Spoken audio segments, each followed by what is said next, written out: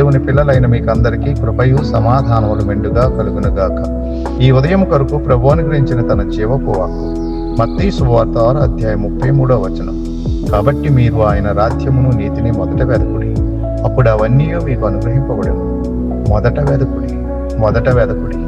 ఈ లోకంలో మనం అనేకమైన వాటి కోసం వెతుకుతూ ఉంటాం.